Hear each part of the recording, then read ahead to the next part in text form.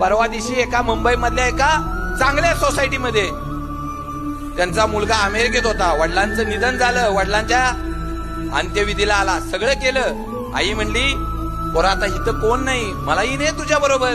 पोरग म्हणलं आई मी अमेरिकेत जातो, लवकर येतो, तुला पण घेऊन जाईन मी, काळजी करू नको. आणि तेवढ्या एका मोठ्या फ्लॅट मध्ये आई एकटीच राहत होती.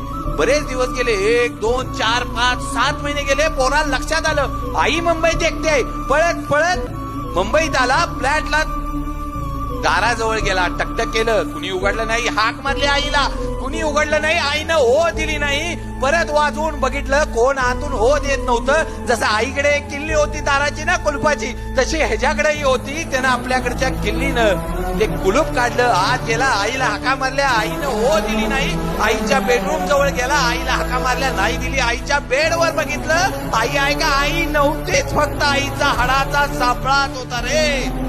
आयुष्यात काय कमवलं आम्ही आमच्या आई वडिलांना देखील बघू शकत नाही. अरे आम्हाला बोलाय वेळ नाही. मी मगाशी म्हणलो आम्ही अमेरिकेतल्या जगातल्या सगळ्यांशी बोलतो, परंतु आमच्या जिनं आम्हाला 9 महिने पोटात सांभाळलं. त्या आईशी बोलायला आम्हाला 2 मिनिटं नाही.